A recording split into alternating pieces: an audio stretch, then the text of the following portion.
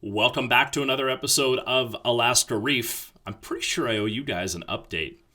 So a while back, I launched 3 videos on my build series of my 90-gallon tank up here in Alaska.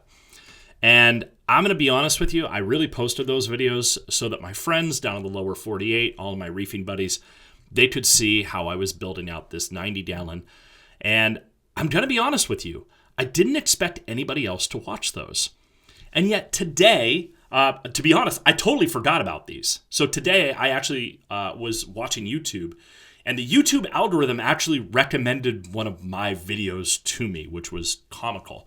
But then I saw how many people had been watching those videos, and it made me realize that you guys actually like what I put out, and it was kind of unexpected. So what I've decided to do here is give you guys a bit of an update on the 90-gallon that I built, but I'm going to ask a favor of you. Since you liked the content that I put out, I'm running into an issue of what kind of content do you want me to make? I have built a 30-gallon cube as well, and I did document most of the process on that. But again, remember, I was making these videos initially just for my friends, and I didn't realize that anybody else would really be interested in the kind of content that I was creating.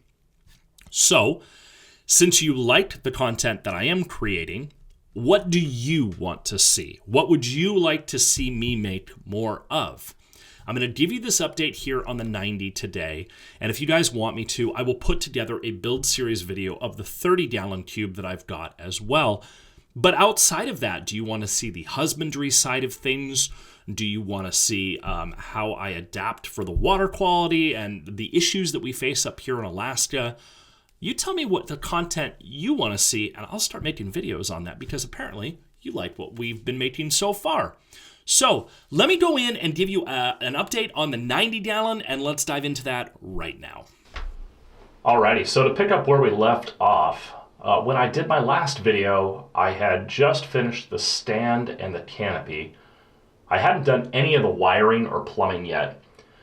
And so we're going to do a quick little plumbing montage here as I finish up the drain plumbing on the 90-gallon. Now, if you see, it is kind of a clustered little mess in there, but I did manage to get the apex all hooked up. So I have that going, the Neptune apex. I've got the energy bar over there, and then I've got the head unit. You can barely just see it on the other side of my arm there. But right now I'm finishing the drain plumbing. I do like hard plumbing on my drain lines, and that's just more of a personal preference than anything else. If you see on my return lines there, those are the braided vinyl tubes that I've got. And those actually run into my other room. I am going to do an overview here at some point of the entire setup and how I've got it going.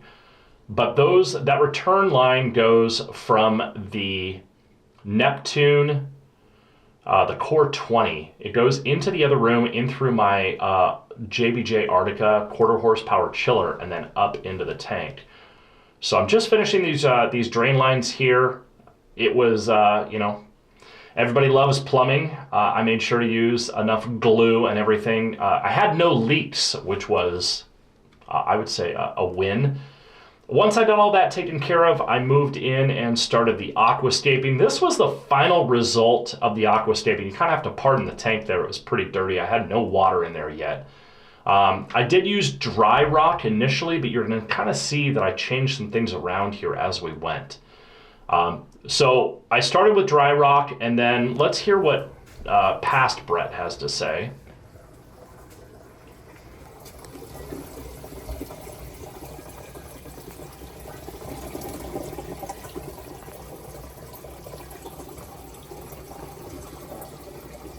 No leaks yet.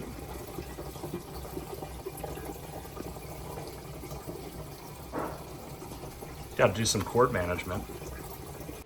Yeah, and that was pretty much the name of the game. There were no leaks in that plumbing setup, which was kind of shocking. Here's a final result. Pardon the blue light there, it's kind of harsh. Started getting my first corals in here, and I'll kind of tell you a quick story here, but I started with that leather and some Rickordia. One of my friends was actually tearing down one of their tanks, and so he asked if I wanted his coral and his fish, and I mean, I'm not going to turn down free coral and free fish, so I 100% did. So that zoanthid rock, that started as that came from another person's tank.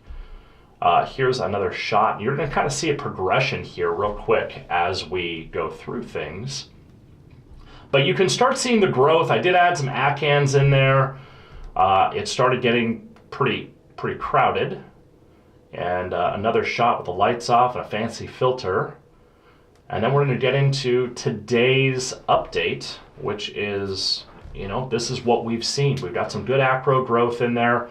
Everything is actually growing quite well.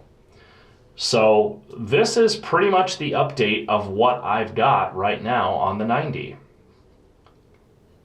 So again, I come back to you and I asked, what do you want to see? What do you want to know about my 90-gallon tank? I'd be happy to share anything that I've got with you. If you want me to go do an overview of the entire system, what equipment I'm running, how I'm running it, how I'm feeding, my daily routine, my weekly routine, all of that kind of stuff, I'm more than happy to do all of that. Just drop a comment for me down below.